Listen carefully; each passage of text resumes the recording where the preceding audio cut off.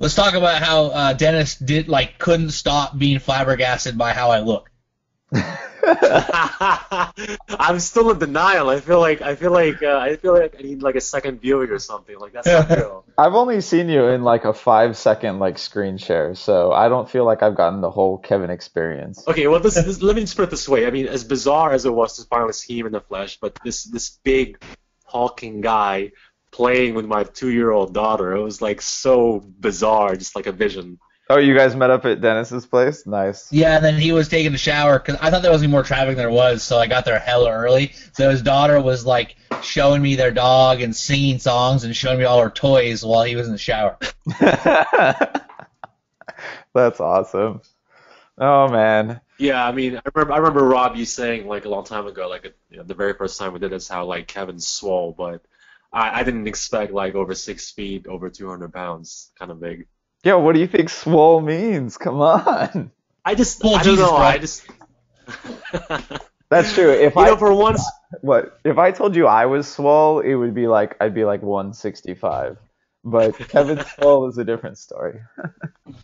I just for once though, he kept introducing me as his bodyguard.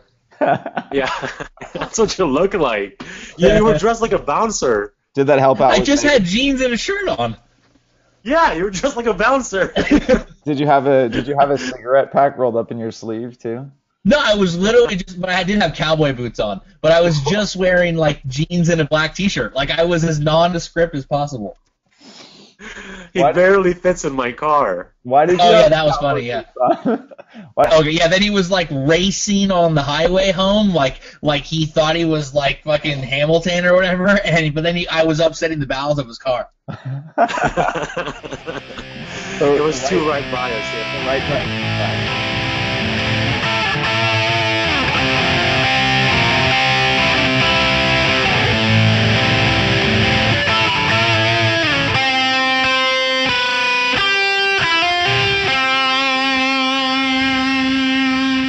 Hello, it's episode 5 of CRC Podcast. It is actually February 27th. It's Friday night. We got Kevin and Rob on the other end of our program here. We have quite an exciting kind of episode tonight. But first and foremost, we and Kevin want to share our experience when we did a kind of guest appearance in a local podcast down in Santa Cruz. Rob couldn't join us because Rob is... if people missed it. Too far away. Sell out. He's too good, basically. Right. Actually, he's just boring. That's it. Period. But no, because Rob is actually in Southern California, so it would be a bit of a trip for him to make it up. But basically, Motorcycles and Misfits podcast, which is he's too busy stealing our water down there. Ran by Recycle Garage in Santa Cruz.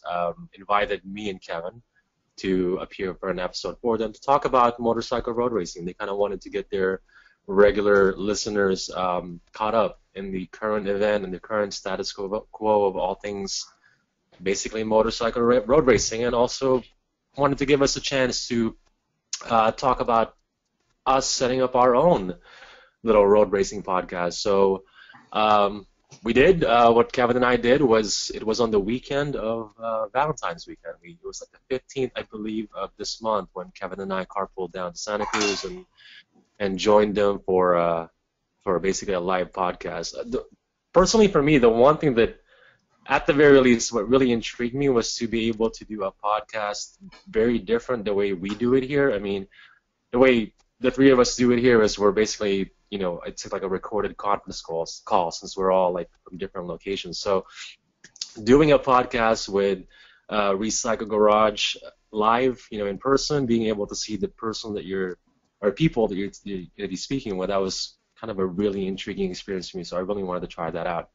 I don't know. Plus, they had a dog. Yeah, well, they had a dog. I don't know if they knew that beforehand. Yeah. Why were you on board with doing it, Kevin? I don't know. Fuck it. What else do I have to do? Yeah, but once you got there, you got a little more intrigued, though, right? Oh yeah, no, for sure. When I got there, I was like walking along, and then all of a sudden I saw this chick, and Lana Del Rey started playing in my head, and I was all thrown off. And yeah, exactly. Then I had to put on the show, take over, and do a little peacocking. You guys actually did, like, once they started asking you questions, you two did a pretty good job of taking over. That's for sure. Yeah, except Dennis kept like getting these blank stares in his face. And I'm like, all right, I guess I'll talk.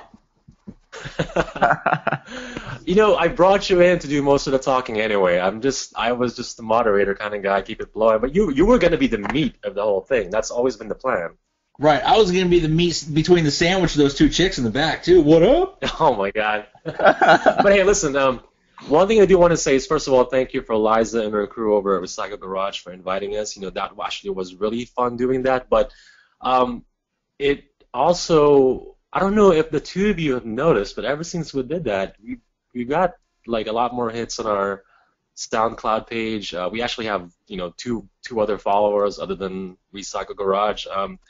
Somebody even commented on our, I think, episode 4 podcast in YouTube. I mean, this guy is from Indianapolis, and nice. He dug our podcast, and he'll be listening. So I have no doubt whatsoever that it's through that podcast appearance that we did for. It was actually a fun time, and they had that guy. There was a guy there. I can't remember his name now, but he knew a lot about racing too, and I think he was pretty stoked to get some other race fans. He kind of thrived in the conversation. So the guy that was Jim. AFM, yeah, Jim. Probably. Plus, I could talk shit about Birdo, and everyone would know what I was talking about. Yeah, so I just, like I said, I wanted to thank Liza and her crew for that. For anybody who's not aware, I'm going to go ahead and post up the SoundCloud page and the website for Motorcycles and Misfits. It's basically motorcyclesandmisfits.com if you want to check out any other podcasts they have. They have a lot of great content, a lot of episodes already, so check them out if you haven't yet. But once again, thank you to Liza and her crew for inviting Kevin and I to plug our show and talk a little bit about road racing. But thank you guys. Yeah, speaking of road racing. Actual racing. Yes, we had round 1 of World Superbikes for 2015 this past weekend in Australia and Phillip Island. So that was before the weekend even started. I mean, talk about excitement. Troy Bayliss. What was the deal with that? How did he end up racing that weekend? He actually asked Ducati himself. It was nuts. Like, so Giuliano, yeah, Giuliano hurt himself, and in the preseason test there at Phillip Island, and then Troy Bayliss like essentially called Ducati and was like, "Hey, can I ride the bike this weekend?" Like, who does that? Multi-time World Superbike champions. Yeah, there you go. Right. Let's rewind a little, because I know obviously hindsight's 2020, but let's rewind to the week before round 1, before this weekend. What did you guys think when you found out that Troy Bayliss was going to race for both races? What were your expectations for how Troy was going to do after 5, 6, 7 years of being out of the racing grind? Well, I on the actual BARF page, I posted I thought he'd probably get a top 10. There was no way he was going to win or get a top 5. If he did, like my comment said, I just think that would have reflected real bad that some really old dude who hasn't raced in 5 years can come podium. I thought he would have scored points, but he had some bike trouble and some setup trouble in practice, and so he did pretty respectable. But I didn't think much was going to come out of it other than that it was cool that the hometown boy was riding again for his marquee. Yeah, I think I put in my pole choice after FP1, after he missed all that practice time, and I selected scoring points.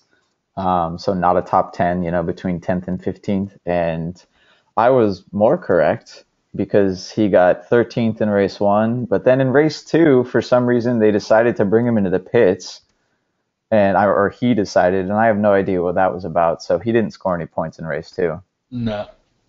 Yeah, commentators were citing something in race 2, how they were like using that opportunity to practice like flag-to-flag racing or something. I don't really know either, but you're right. He did score points in race 1, and yeah, I mean, I think the announcers said the flag-to-flag thing because there was rain, 20 miles off the island. But yeah, possibly. I kind of doubt that Ducati was going that way because there's always rain 20 miles off Phillip Island. Yeah, I mean, another 20 miles is Antarctica, right? So right. There's always rain. Well, now as far as his finish, the way he started both races, it was actually pretty strong. I mean, I can't remember what he placed in the grid for qualifying, but once the lights went out, he was actually like mid-pack, and then he faded. So, what do you guys think was the reason of the fading? Was it his endurance, or just not having that kind of familiarity with the bike? I mean, what could have caused that falling back? I mean, there were some pictures of some pretty solid tire shredding. I think he was just kind of overriding. They didn't have a lot of time to set the bike for race distance for his style. And I mean, Rob probably knows more of the technical aspect of it than I do. But it seemed like he just kind of started shredding that rear tire. I saw some pictures of it pretty beat up. Yeah, no, I agree. It was probably, a little bit his fitness, right? Because most of the other, or all of the other Because he's like 90. Yeah, all of the other riders in the championship train constantly, right? So that they can push for the entire race. Because, I mean, it takes a lot of effort to be able to do your qualifying pace for the whole race. And obviously Bayless wasn't there. He was also wasn't he doing a flat track race like right next door, like in between practices or something? Yeah, so he was riding more than everyone else on the grid. There was no way he was going to be able to hold his pace for the entire race. So yeah, I mean, he actually got pretty close to his qualifying time in the first race, and he beat it in the second one. I kind of think that his qualifying position was slightly affected by the Super Bowl 2 results, and wait, did he make it into Super Bowl 2? I don't think so. No, never mind, he didn't. It's funny because I think the last time he raced, they didn't have that Super Bowl format actually. No, that was brand new last year, so it was a completely different. And you saw with Rossi in 2013 that what the new style qualifying can really throw a guy off who's used to a different system and used to setting up and working through a different system. You know what I mean? We took Rossi a solid year to learn that system. So I don't know why Troy Bayless, I think it's going to have some issues with actually doing well in practice and qualifying. Yeah, no one does well when you're expecting a whole hour and then you give them 15 minutes. Like, right. It's pretty crazy just to be like, hey, go, I mean, at least he's probably like he hadn't had any practice time, at all on the Pirelli qualifiers because they can't practice on those throughout the weekend. So there was no way he was going to qualify phenomenally. And his race results, I think, were a little bit better than his qualifying. Like, as far as, like he didn't actually. He pretty much finished about the same place, but as far as picking up time in race 2 and going faster than his qualifying pace, like I think that worked out pretty well for him. All right, well let's talk about any other surprises for the weekend. I mean, for me, the biggest surprise of the actual race weekend was Leon Haslam. This year he moved over to the Aprilia, who is now with the Red Devils Roma. It's effectively the only Aprilia factory team, or quasi-factory team, and they're getting factory support, right? After yeah, I mean they were like, oh, you're gonna be a satellite team or a private team. Oh no, wait, we're gonna make you the factory team too. Yeah, and they have the new special bike, like it's called the RS4RF. Yeah, you just have to look at the colors of the bike and then the suits. They're the exact same livery as Gintoli and Melandri last season. It's the factory, which I'm sure makes Melandri excited while he's over there at the end of the MotoGP. Yeah, he got. All right, so as far as Haslam being a surprise, it's the way he performed in both races, not just in race 1. So it wasn't a fluke. It was really refreshing to see that. Seeing it from him coming from not two, but like the last few lackluster performances in the BMW and then the Honda.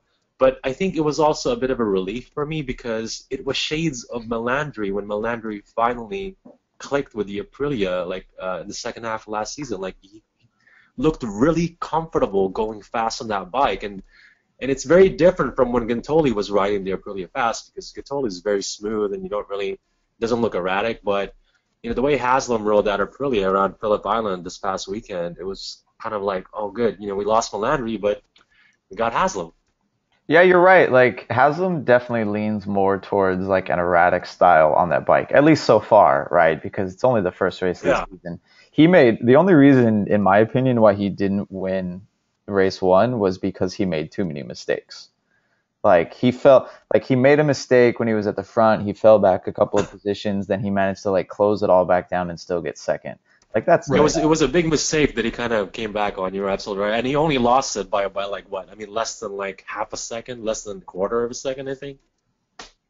Where are the he basically said he made a mistake with Johnny Ray at the very end that he wouldn't, and he basically said he wouldn't let it happen again, and then he didn't, and he won race 2. Oh yeah, no, Yeah, that was his mistake coming out of the last section of corners because he said that the draft thing, yeah. Yeah, he followed too closely, so he had to roll off so that he wouldn't hit Ray. But he made plenty of mistakes like at turn 4, like previously in the race. Stoner corner, yeah. Yeah, or after Stoner corner, right? The hard hairpin, the hard braking zone. Yeah. But oh no, you're right. Actually, didn't he ran into the dirt out of Stoner corner? Like yeah, because he was carrying more corner speed than Chaz Davies into Stoner corner, so he had to basically he was either gonna ram Davies in the middle of a corner or stand it up a little bit, but he was like 5th gear wide open, so he had to run off. Yeah, well, yeah, and he hit the track was a little dirty out there. I remember watching it, like him kick up dirt, and it's just like, oh, you're not going to turn anymore now, Haslam. Like, what are you going to do? And then he ended up in the dirt. Crazy. But that was nuts that he kept it upright. Yeah. Yeah, I kind of agree with you. Yeah, Haslam was definitely a surprise. I think that Sykes was slightly more surprising to be that far back. Like, he lost a few of his, like he lost Melandri, he lost Ginters, right? He should not have had as much competition. Like he should have been 3rd or 4th both times. But in race 1, he finished 6th. Like he got beat by the rookie Vandermark on the Honda. Like it's kind of nuts in my opinion to be that far down. Only that Sykes never starts the year very well. And if you look at his Phillip Island, or basically round 1 stats, he's never even podium in Phillip Island. Yeah, that's definitely a good point. For some reason, I mean, but it's not that the Cowie doesn't go well. It's literally just Sykes. Yeah, I think they're just late breakers, him and or his crew, as far as getting up to speed whenever at the start of the season. But speaking of the rookie Vandermark, also the other surprise, because I mean, and I don't know, maybe I didn't kind of think much about the regulation changes as far as how that can affect the Honda, but I've basically written off the Fireblade a long time ago. But that rookie Vandermark, he was right up there with the top 3. You know, I actually don't think that the regulation changes helped them at all. Like, because the Hondas are usually pretty bad in super stock form, and like the regulations kind of push the engine more towards that. Like, it's not like in Vandermark, even in race 1 when he got 5th, like he didn't finish that close to the front. Like, sure, he beat Sykes and Terrell, and Lowe's, but he was still almost 10 seconds off of the leader. So I don't think there's a serious equipment advantage there with the rule change. I just think he's just a rookie. He was ready to ride balls to the wall in his first race. Yeah, and I mean he did, right? He crashed in the second one, so we definitely know that he was pushing, and he kind of did exactly what a rookie would do, right? He pushed really hard in the beginning, he kept up with them, and then he kind of fell back. So he must have destroyed the Pirellis at least a little bit. And I mean, that doesn't win you championships, unfortunately. Well, speaking of rookies into Superbikes, Kevin, we got some Moto2 that's what I'm talking about.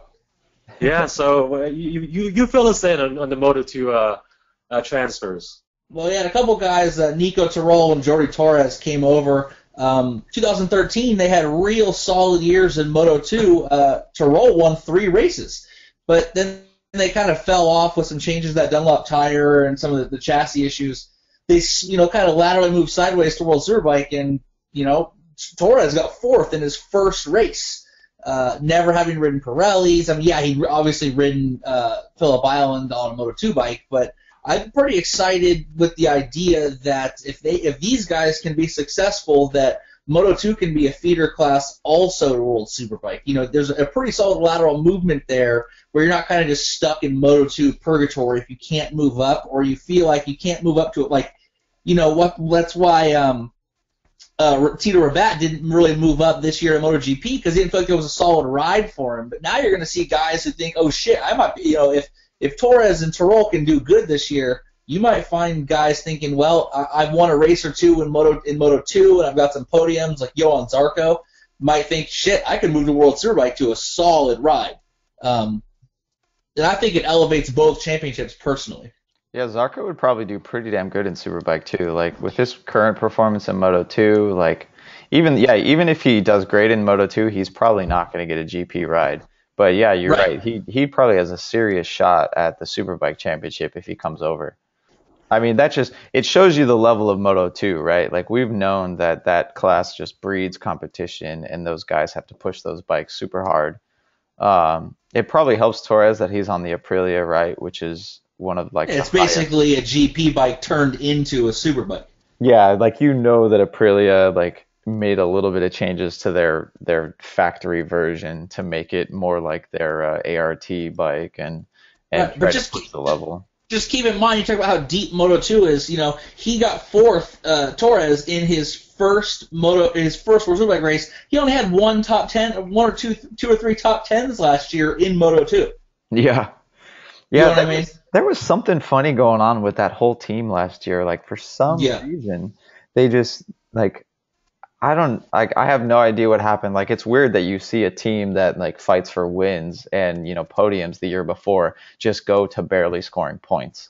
Like that was nuts, and especially a quality team like what Torres was on. Well, let me ask you guys this. I mean, I know it's only round one, so there's still like kind of like a lot of ifs, buts, whatever, as the season goes on. But do you think Nico Tyrrell and Jordi Torres can sustain the performance that they've shown so far in round one, coming from Moto 2 into World Superbikes? I mean, I think they're going to get better. Yeah, I think so too. They're gonna mesh with the Pirellis and especially the qualifying tire. They're gonna find optimal setup. Like it's unlikely that everyone else will get better more than they will, right? Because they're rookies in the class and they're not used to these bikes. Like I think once they get dialed in with their crew chiefs and stuff, like it's gonna work out good for them. I wouldn't be surprised if either of them had a win by the end of the year. Yeah, Maybe. I think Torres for sure, just because the Aprilia is a smoother transition from a Moto 2 bike, I think. I don't know about Tyrrell and the Ducati, just because no one's won on it yet. But you know what? If someone's going to win on it, the guy's got multiple Moto 2 wins. Legitimate straight-up wins, too. No asterisks or rain wins. He had 3 wins in a season. Wouldn't surprise me at all if he's the first guy to get Ducati a win for the Panigale. Yeah, I mean, Tyrrell's on Altea, right? And Altea's not the factory team for Ducati, so he's probably getting less support than Torres is on the Red Devil, even though Red Devil's only they're a private team with factory support.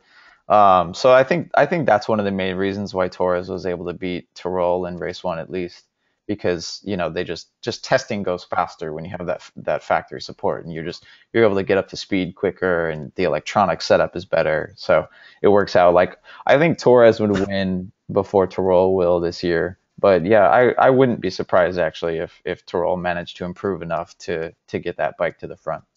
He's gonna win Aragon. I'm making the proclamation now. All right, well, we're going to remember that. But the only reason I bring it up is because before these latest 2 Moto2 riders, the last Moto2 rider to move into the Superbike grid is actually Jules Cluzel. He, after Moto2, went to World Supersport, and he was on the CBR 600 and actually placed second in the championship in his first year into World Supersport. And then he got moved up to the Suzuki Superbike for a year in 2013. Finished 10th in the championship for a rookie, but that's basically his only stint in Superbike before going back into World Supersport, where he's now on the MV Agusta on his second year. And so I kind of wanted to see, basically as far as Moto2 riders, he's kind of like the last measure before Jordi Torres and Nico Tyrrell. So I wanted to hear your thoughts on, with that respect, how these 2 new guys might fare compared to Jules Cluzel. Well, I mean, they have the advantage of way better bikes. I mean, the Suzuki is just not. It's old. It doesn't have the same kind of support and investment. So, his Superbike stint was not on the same level of hardware, even as even with Tyrrell on the satellite Ducati. I think that Suzuki just didn't really give him an even playing field. Yeah, I mean, that bike was a disservice to Cluzel, and I mean we've seen it, right? He won race 1 handily, and in Supersport, and I mean Cluzel's my favorite for the championship in Supersport. Like I think that MB Agusa's got their shit together. I think even Safoglu is going to have a hard time beating Cluzel consistently enough to take the ship from him.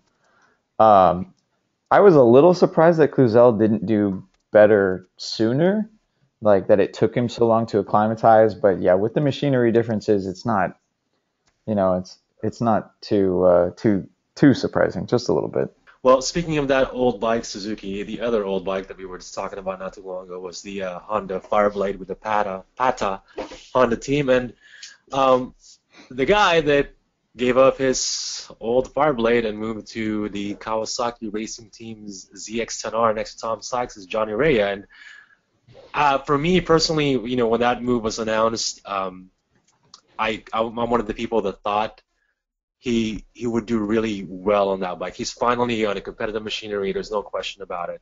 But still deep inside, it wasn't really an expectation of him to do good. It was still more like I'm really hoping he does good. So it was a real relief for me to see him just come out like guns a-blazing in race 1 and race 2 of the round 1. So you were still on hope for Ray, like when he switched to the Kawasaki, like there was no expectation there for him to like at least podium. It wasn't solid. I couldn't say like I solidly expect him to be like to win or to place as high as he did. I just because I mean all I've known the guy is the CBR. I don't know. I just couldn't be certain. I, for one, am glad Ray's off of it. Yeah. I mean, for everyone, first of all, there was like this mirage of a V4 Superbike that they've been talking about for fucking 10 years. Yeah, right. And it's still never coming out. I don't care what anyone says. And finally, Honda wasted, the solid last 3 years of Ray's career. With these kind of pseudo promises of maybe a MotoGP move and maybe a Superbike with V4 bullshit, homologation special. I'm glad he's in the Kawasaki because he's finally going to show the speed he really has or doesn't have, and whether he's, he crashed like he did and ended up getting hurt because he's overriding the bike. I expect him to be a full-on title challenger down to the wire. Of like the top 10 results in both races, like Ray is the least surprising to me. Even though he's way high up there, like I fully expected him to podium right off the bat. Just like his testing was solid, like he essentially like approached Sykes early in testing and then surpassed him, like, and they were kind of like neck and neck for a little bit. And then you get to Phillip Island, and we've already talked about how Sykes is never good at Phillip Island, but Ray doesn't have that problem. So I mean, I'm not surprised at all. Like I fully expected him to be on the podium, and yeah, there is no way he's not a title favorite. Like right after that, but it's weird though because it's him and Haslam at the moment tied for P1 in the championship. So it's kind of nuts to get two people that were nowhere last year to be the title favorite right now. Oh, I mean, yeah, although there's Haslam at one point was a title favorite on the Suzuki. Remember, he won, had like a string of seconds, won again on the Suzuki somehow. Well, yeah, he got second to Biaggi, right? So right. But wasn't that was like 4 years ago? What I mean is I just think that, Haslam was on the Honda. The Honda just sucks, and I think that you're just seeing how bad it was. It's holding back guys who should be, holding P1 in the championship. And Honda, as much as people want to say that Honda has nothing to do with that team, like really at all. It's not really a factory team or factory supported. And I don't know. For me, I'm glad that Ray's moved on, and I don't think he was ever going to go to MotoGP. That was a pipe dream, and I want to see him go to Kawasaki and take it to Sykes. Plus, I don't think they don't like each other very much, as far as I've read. That they kind of don't really get along. So it's cool. There's like an inner garage. Let's hope a wall goes up like Lorenzo Rossi style, and we get some fireworks. I don't know what you're reading, man. Like every interview asking them about that is that they get along just fine. But it's never really. I guess you're right though. It's never like blatant, like you see them hanging out together. It's more of just we don't have any problems. You know. Yeah, I think they do. So it's like I'm starting the rumor right now. They don't like each other. yeah. And Glenn Beck killed and raped a girl in the 1990s. It's like how Rossi and Jorge are right now. It's not like how Rossi and Yonone are. You know, like there's a blatant difference between those two.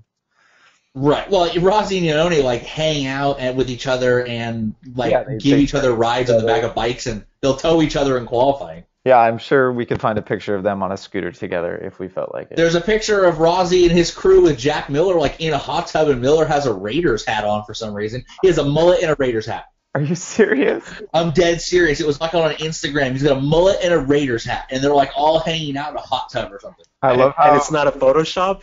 No.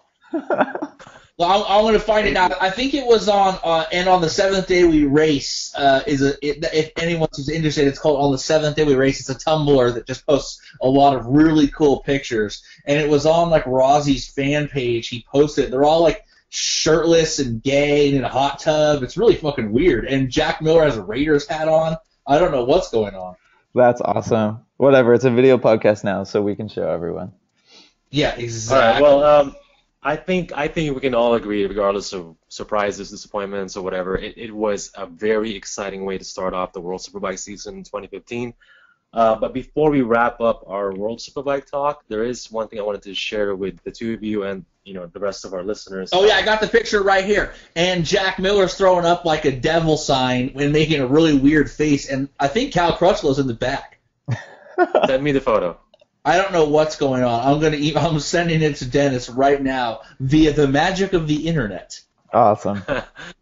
All right. Anyway, so what I wanted to share, speaking of World Superbikes, is that the current issue of Performance Bikes, which is a UK syndication, Naked chicks. March 20- Naked chicks. What? Anyway, the March 2015 issue, they actually have an article titled "How Do We Fix World Superbikes?" Basically about how the popularity is waning in light of how MotoGP is becoming more popular. So what I wanted to share with the two of you and everybody else was, what they did was they rounded up all these Superbike racers, current Superbike racers, and kind of get their ideas on what they think ought to be done to fix World Superbikes as far as getting its popularity back. And it's so funny because, Ken, earlier when we were talking about Bayliss, you mentioned how had Bayliss actually gotten a win or a top or like a podium result, it actually would reflect badly on World Superbikes. And the reason why I want to bring that up is because James Tosland, who's like the 2004-2007 World Superbike champion, he's retired now. His idea was to get Rossi racing in World Superbikes to get it back to a popular level. What do you think about that? And that was the initial rumor. Remember, Rob, back when he re-signed, that it was like he was going to do 2 years of MotoGP, and then he was going to do a year or two in World Superbikes, and that was kind of stuff. When he broke his leg, the first bike that he rode that Yamaha, the R1, like, oh my God, here's the rumor, right? Rossi is going to be Cameron Bobier's teammate in 2 years, right? So do you think that would have helped? That something like that would actually help World Superbikes, or no? Well, if it was Rossi, yes, because Rossi's Rossi. I just think he transcends it would be kind of motorcycle racing. Like he's right. He's no big. A rider. He's like he's a pop culture icon. Right. There was one point where he made more money than MotoGP did, which may still be true. Right. Probably. But. I mean, it would be cool if they could get someone. I mean, if they could get someone like Stoner to come out of retirement, because the media pressure is so much less and it's so much more relaxed in the paddock, and there's no Latin guys, it's all Anglos. Because Stoner's secretly racist. I'm sorry to that rumor too. It would be cool if they could get some wild card guys to step over and bring some attention to it. I don't know, man. Good racing will definitely bring it up if they can just get the video feed, get more practices shown and get their subscription service up to the level of MotoGP's. Yeah, the subscription service will help us out, right? But I don't know what the situation is like in Europe as far as like the races ending up on TV and qualifying and stuff, right? Like pretty much all of Europe gets like pretty much like every MotoGP practice and qualifying and race like on television. Yeah, on broadcast TV. Yeah, I guess some of them are no longer free though, right? Like No, in Italy it's not on. On Italy, it's on like the equivalent of a cable station now. So it's not just free like Fox style. It's on a station that's pay. And World Superbike is on an actual broadcast network station.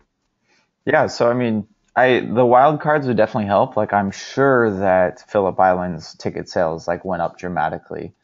But I mean, ticket sales aren't everything, right? Like you want those millions of viewers from around the planet. Like you don't just want to pack the stands. Well, you remember when Simoncelli did his wild card, how much God, which Italian, I can't remember which track it was now. They got so much extra pub. It'd be pretty cool if they could get some popular young guns, Moto2 guys they're talking about, to step over and get an extra time. The only problem now is with everyone on a Honda, it doesn't have the same. You don't have the same. Okay, Aprilia 250cc rider can just step over to our Superbike team. But to get some younger guys doing some wild cards, I think would be pretty cool too. Yeah, well, how about this one? And this one's for you, Rob. Neil Hodgson, 2003 World Superbike champion. His suggestion is make the races crazy sprints. And basically, what he was saying is change the Superbike championship format to be kind of like British Superbike with a shootout. And also make the races shorter in the sense of making them like 15 lap sprints. What do you think of that? Yeah, I mean, like short races definitely can breed good racing because the riders don't have to worry too much about, pushing the tires over the edge. The fuel, like extra fuel or fuel limits don't come into it at all. But I mean, at the same time, like that just means that the guy that has the ultimate pace, he could push off to the front, right? Like I don't think it'd be hard to tell if that actually makes the races closer on average, because some would probably get more boring, others would get more exciting. Like I'm a little against gimmicky stuff too, like, oh, we only have super short races and blah blah blah blah and double points rounds and playoff systems. I don't know, gimmicky stuff. I think is kind of a reach. I think that everyone hated the BSB like shootout in the beginning, and like Hopper lost the championship like in the last round, and a bunch of other people have kind of been screwed around it. Like I think like Kiyonari would have won the championship had it been like the old format, not the new one. I don't know, but at the same time, people complained about QP1 and QP2 and Superpole and stuff when they first came out. So it's the internet. People complain. Yeah, good point. Well, speaking of complaints, so one final thing before we wrap up World Superbike talk is let me ask you guys this. Is there anything wrong with World Superbike? And if there is, what do you suggest needs to be done or can be done? Depth of field. That's my biggest complaint. The talent level has a much steeper drop-off than Moto2 or MotoGP. I'm not talking shit about riders, except I am, but once you get past the top 5 or 6, 7 guys, there's just a real steep drop-off. And then you have a bunch of nobodies riding bikes that look like club-level bikes and stuff. And I don't know, for me, as I brought up before, Rob's kind of a bike guy and a tech guy, but, there's no story in World Superbike. There kind of was with Tom Sykes trying to finally get it after losing by half a fucking point, but World Superbike doesn't have stories. You don't have the riders build, there's no drama per the rider for people to really root for and get behind. Yeah, actually, that's my complaint. It is less about the machinery, but more about the riders. Like, we've known Marc Marquez since he was in Moto3, since he was in the lowest class. And he's got fan clubs of, 16-year-old little girls. Like, that's nuts because they're watching motorcycle racing, right? Like, that's awesome for the sport. Whereas you don't have that, or at least I feel like you don't have that in Superbike. Like, can't entirely be certain, right? Because we don't live in Europe. But World Supersport doesn't really feel like a true feeder class and championship that you follow. That one's even more so. There's only a couple of bikes and riders of note. Yeah. Like if you're not on one of the top 3 teams in Supersport, like you're not gonna win. Like it's just the the talent level of the teams is so dramatically different. But yeah, I mean, like Sofoglu has been kind of, doing really well in that championship, and that doesn't make a story because no one cares about him anymore because he can't ride anything else. And it's all about like it's him against one other person. There's no other story, and that's kind of Right. boring. So yeah, I mean, same complaint, right? There's no story, and that's hurting popularity for Superbike. Major thing. Well, we're just gonna have to see. I mean, if the rest of the season can be anything close to how it opened up with round one in Australia, then that should fare very well for the series. But we're just gonna have to wait and see and see how it turns out. But let's move on from World Superbike talk to MotoGP because immediately after round one of World Superbikes was actually Sepang 2 preseason MotoGP. So once again, it's going to be the Rob and Kevin show. I'd like for you guys to fill me in on anything notable since Sepang 1. I know the biggest one is obviously GP15, which Kevin's going to take over, but anything else that wasn't around or didn't surface in Sepang 1, I want to hear it. I want to know what's going on. It was all notable. Every bit of it. It was all notable. The GP15 is like the Wu-Tang of MotoGP, as in it ain't nobody to be fucked with. Yeah, I mean, Rob can fill you in on the technical side of it, but the GP50, Rob said basically, 2 or 3 podcasts ago, we'll know if it's good what Dobie's face when he takes his helmet off. And he was making the joke. How was his face then? How did his face look? He was laughing because he said at one point that he ran on the curb on the inside because the bike actually turned. That was his commentary on like lap 1. Right. Like he ended up on the inside of the curb because the bike actually went there. Like he overturned. I don't even know what that feels like to like riding a motorcycle. Like it's got to be like going from. I've done it. I've done it where I actually hit the inside curbing and I didn't mean to. It's fucking scary as hell. No, I don't mean about like where you end up. I mean like the effort required, right? Like was the old GP 14.3 like a Harley Sportster and the new bike yeah, exactly. Like an actual sport bike? Well, I was gonna ask you, Rob, like what were, at least if they ever did a press release, what did they do specifically to tackle the understeer? It's a whole new fucking bike, dude. It's like a whole new bike. What about the new bike is so vastly different from the old bike to take care of the understeer? What specifically? Did they say anything? Yeah, biggest difference that we actually got out of Gigi's mouth was that the wheelbase is shorter. So that's not something that I expected. I thought that they probably already had their wheelbase dialed in because wheelbase is a big deal. A longer wheelbase on a motorcycle means that you have to carry more lean angle for every corner. Like that's just a fact. Like because you have a wide rear tire, because your tires have width, every corner with a longer wheelbase means you have to carry more lean angle. So because they shortened the wheelbase, now when the bike flips over to the same lean angle, they can turn a little tighter.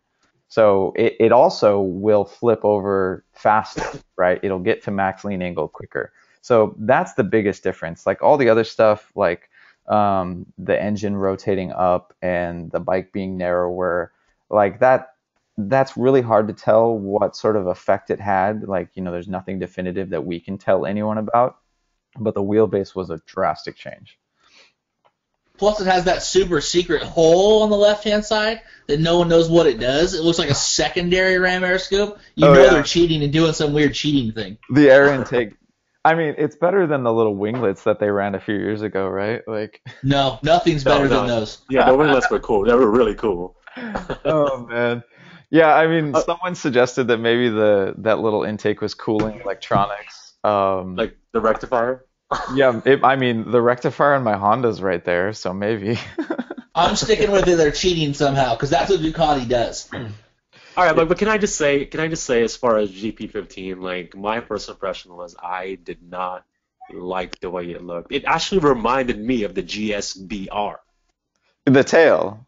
Oh. The whole bike. No, the whole bike. Oh, sorry. I was thinking the tail looks like the RSV4 tail. It looks like a Ducati Met and Aprilia. Yeah.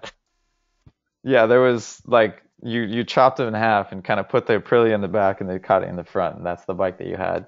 So did the guys at least go quicker? Oh God, yes. Like, I mean, Yonone ended up fourth after all 3 days. Or wait, or that's the third day time. No, fourth on the combined times as well. Right. Um, I don't actually, did he go any faster than Sepang one? Let me pull it up right now. I posted that combo that showed who's overall. I believe Dovizioso's fastest time was still on the GP 14.3, but that he was much more satisfied with the 15, and it's just they have to dial the data in. But that like one of the things Rossi always said with the Ducati was like, you do what you're supposed to do, and it doesn't respond. Burgess didn't know how to set it up because when he moved to Yamaha, that's what he said. And finally, it was nice to say, oh, we have to do this to make it better, and then it works. But the GP15 actually does do that. You make the adjustment that you feel you need to make, and you get the response you're looking for. Yeah, so Yonone is pretty much the same gap from Marquez as he was in Sepang 1.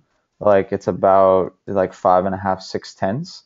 But the bike is new. Like, the potential is there. Yeah. Right? So they know for a fact that with more setup time, with more electronics time, with improvements to the chassis and everything, that this bike will go faster. Whereas right, the base is so much better. Yeah, with the 14.3, you have to imagine that with them developing that chassis for practically for 2 years, that they kind of were approaching the limit of how fast that bike could go, which is very unfortunate in racing. That's it. So they've moved the bar with the bike, and I mean, and Yonone and Dovi are definitely going to have to relearn how to ride. Like, Cal has been saying that he's, so now that he's been riding 3 bikes for 3 years, that every time he hops on a new one, he has to change his riding style to get the most out of it. Well, Dovi and Yonone were now just handed like a Yamaha. Right. So they've got to they did not figure out how to ride it in 3 days. So they will still improve without even making adjustments to the bike. So that's going to help out a lot too. I think it's very promising that the very first taste of the GP15, both guys are very happy. I mean, they're excited about it. Yeah, I mean, another good point of that is Rossi is now saying that Ducati is cheating, right? Well, not cheating. He's saying they have too many advantages, and they do, right? They have the softer tires, they have more fuel, they have the ability to develop the engines throughout the entire year. Right. And they're going to keep that until they win. Well, actually, so the next podium that they get, they're going to lose a little bit of fuel. They'll lose 2 liters and go down to 22. Although I read Moto Matters reported they're really only running about 22 anyway. They weren't really taking full advantage of the 24 liters they could have. So if they have a fuel reduction, that's not really going to affect them that much. Yeah, I mean, they would have been a monster at Motegi this year with extra fuel. Right. But with if they get a podium before then, which is very likely, then they'll be less of a monster. But I mean, the 9 engines is solid. Yeah, the Ducati's still a monster anyway in the motor department, so they're fine. They've got to win 3 times to lose the tires, the softer tires, and really the softer tires only affect qualifying because they're not going to be racing on the softest option. So, I mean, the only one really that got screwed last year by the softer tires was Danny because he'd always, end up behind a Ducati or 2 for the first couple of laps, and he would, he wouldn't get around them, and his race time would suffer. He just couldn't pass them aggressively enough. Exactly. And, it partly was because the Ducati had plenty of motor, and he couldn't just drive around them. Right. If they lose the softer tire, like maybe instead of qualifying on pole, which I'm certain will happen consistently this year, or maybe not consistently, but frequently, maybe they'll qualify top 5 instead, which really... Although I did read once that, I can't remember who was saying it now, it was I don't know, someone who knows more than me, but he was talking about one of the advantages of that softer tire was a mental advantage. You could put that softer tire on and just run a blitzing pace in practice, and it was a mental boost. It was knowing, okay, I'm there, I'm in the top 3, I'm in the top 4, top 5, like it's there, I can really ride the shit out of this thing. Yeah, definitely. You know, We saw that with Rossi, right? Like when he did great, like he finished FP1 and the top spot, like he had a great weekend. Like right. that mental boost definitely helps everyone out. So, and I mean, it helped Alicia Spargo a little bit, right? Because he'd do the same thing, like top three, like after FP1 or FP2 with that. Well, I think Oasis Spargo actually kind of fucked him up. Remember at Qatar last year, Rossi started doing that thing where he said like he's a favorite to win and all that, and then he crashed like crazy in the race. And I actually think Espargaro got in his own head a little bit, expecting to get a podium or a win because of how talked up he was and how well he did in practice. Yeah, I mean, it screwed him at Qatar. Like, I think towards the latter half of the year, like, it helped him out a little bit, just to keep him, like, up there. But yeah, Qatar was an interesting thing, too, because because the non-factory riders got to test at Qatar, like, before everyone else, like, more than everyone else did. So they had more setup time. And I mean, you noticed that all the open bikes didn't do as well at later rounds because they didn't have that electronic setup time. Right. So and because the Honda production was super slow and shitty. And still is, by the way. And still is. Oh, yeah. Well, so there's another topic. Since you moved on from the Ducati, let me ask you about this. Did Yamaha debut their double seamless transmission? We did. Can't be certain. Did it make a difference? So Yamaha like only ended up coming out saying that it was an evolution. Like they never said that it was full double seamless. Like they were really cagey about it, which was kind of weird. I thought Rossi said in the quote that he did run it and that it wasn't like a miracle, but that it was an improvement in entry and stuff. Oh no, they definitely brought something, but I'm saying they didn't label it a double seamless transmission. Oh, okay. But yeah, so apparently it's not as good as the Honda double seamless. Like it wasn't like a miracle cure overnight fix for everything. I guess that it actually introduced a few other issues that mostly Jorge is dealing with.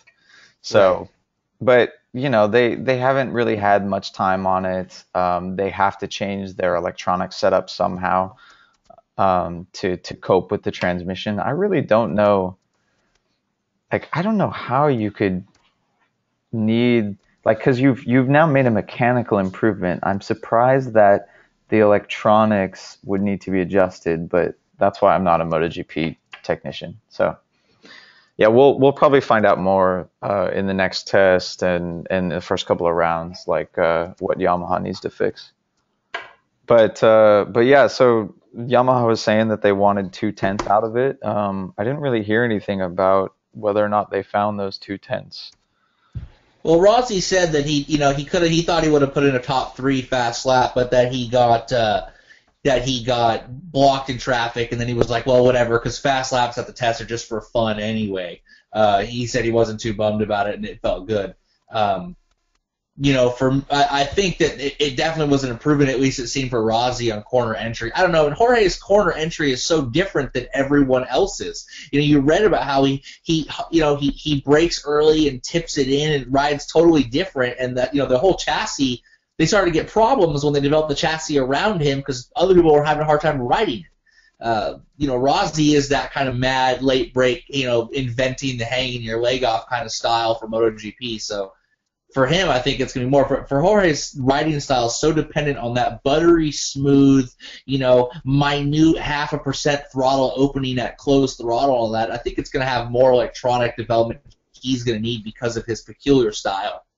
Yeah, like I kind of thought that too, that Rossi would benefit more from the supposed double seamless. But looking at the timesheets, though, it's weird though.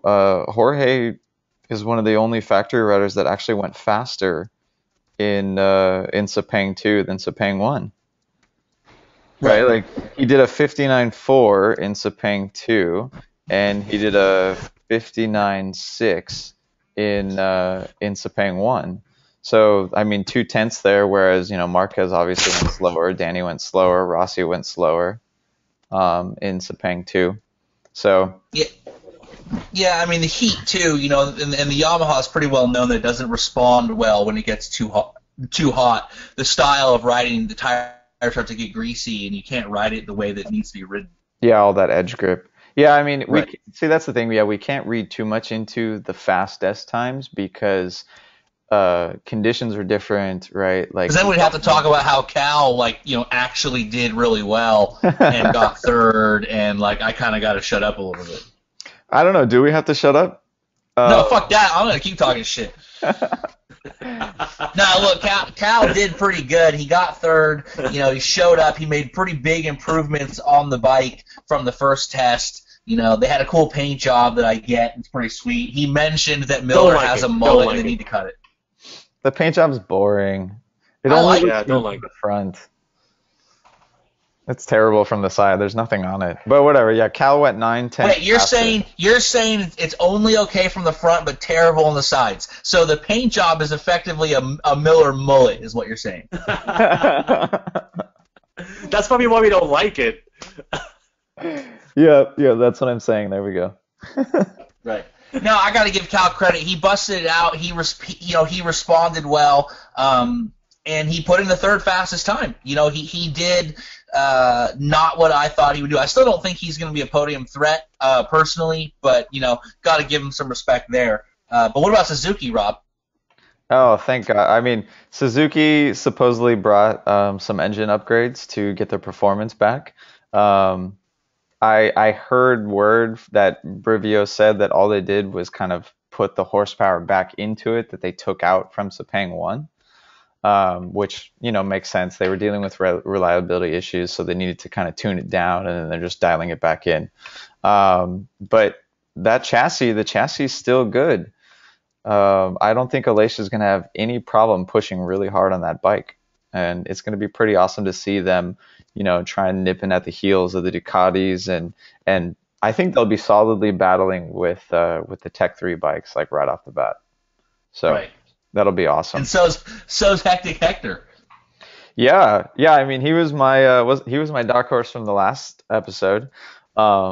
He's dialing in that bike pretty solid, and it's kind of surprising because no one else on the open electronics is really doing that well. Like Brattle didn't do as good in this test as he did in No, the he first. dropped way down.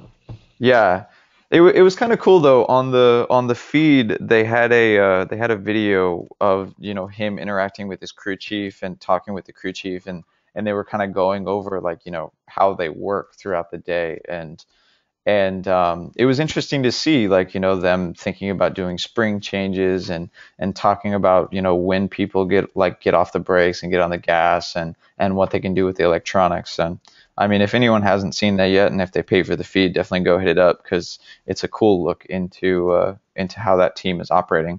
That's the nice thing about the open teams, right? Is they're not afraid to let someone hang out in their pit box and kind of figure out how they work. They're not they don't put up those plastic barriers every time they want to change something like all the factory teams do. Yeah, if someone comes in, they're not happy, and they close the garage door. Yeah. I mean, it's good for the sport when you got to leave the box open. So I mean, gearheads Right. obviously want to see it all. Like I'm sure other people too like to see that. Otherwise, they wouldn't produce the footage. Wow, Yeah. it sounded like you were talking really fucking fast there for a second. maybe Jesus, it's like Micro Machines guy all of a sudden. maybe it was a software problem. Yeah, exactly. Shall we segue into the Michelin test here? Are we? Crashes Yeah, galore. let's do it. Why is everyone calling it a crash fest? Like seriously, only 4 people went down. Yeah, but did you see his bike? Now, it wasn't really. I'm surprised more people didn't crash because they're riding bikes designed for the Bridgestones. Yeah, So exactly.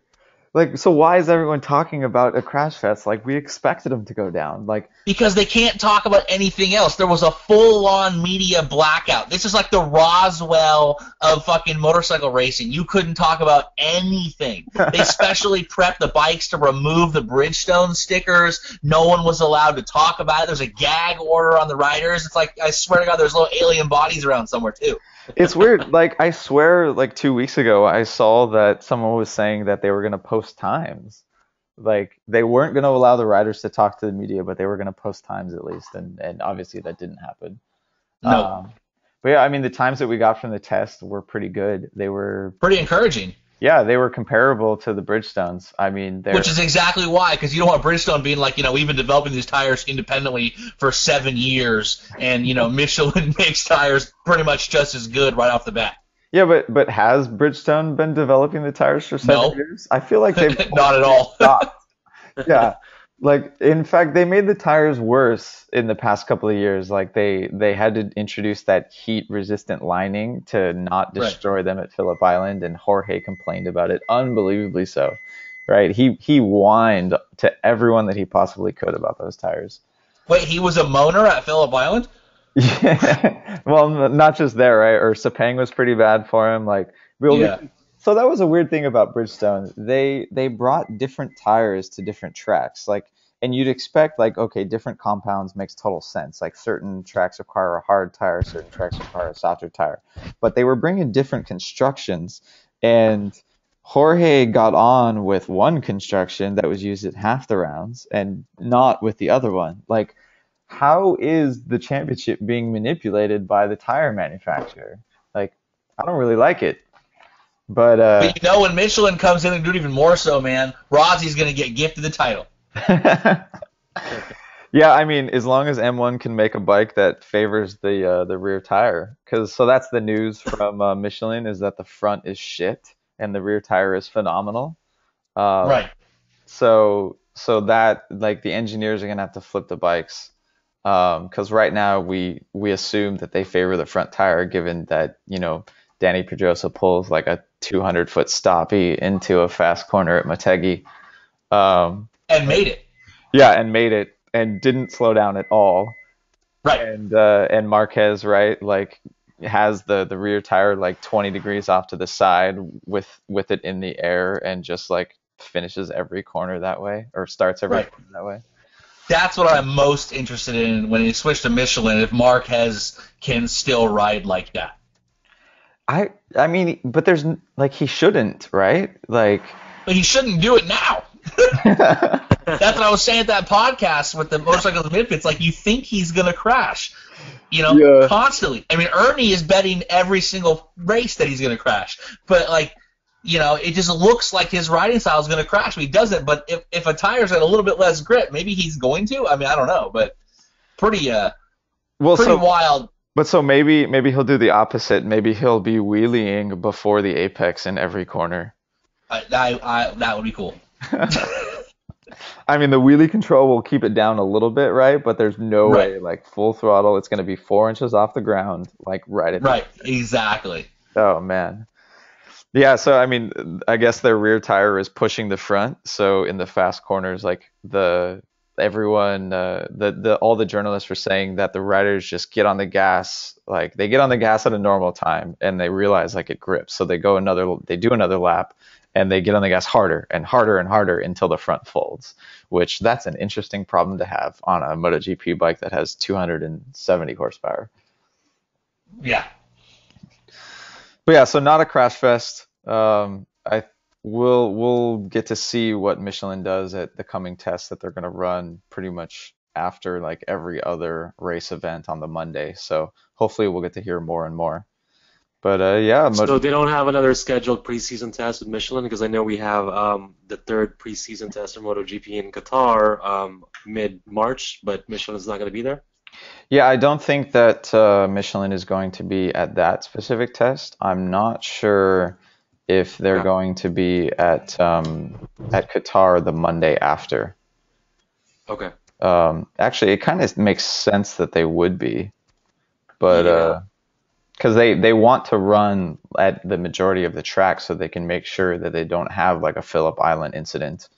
Right. But yeah, I can't find the calendar this fast of their testing dates.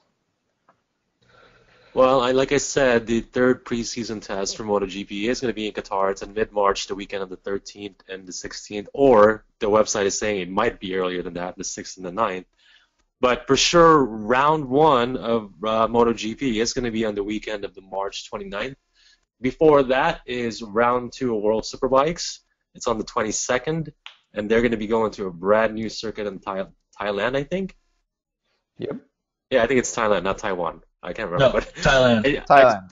Yeah, it's gonna be a great equalizer, so I can't wait to watch that. And then obviously, as soon as April rolls in, we're gonna have a whole bunch more road racing to talk about because other national series are gonna start up, British Superbike, Moto America. But you guys have anything else to add before we wrap up this episode? I'm good. No, I'm solid. I'm just making more inappropriate Megan comments. So much for being invited back to that podcast. Yeah, exactly. That was good. I just thanks for being them, inviting us and coming down. It was a fun time. We're going to invite people as well. Hint, hint. We will be real soon, actually. And in fact, whoever's listening, you may not even have to wait until the next preseason test for MotoGP. We're planning our next episode well before that, and we're hoping to have our very first guest host. So if there's nothing else, until then... It's Nicky Hayden. Oh, that'd be awesome. Hint, hint, nudge, nudge. But yeah, until then, we'll just stay tuned. And we're out.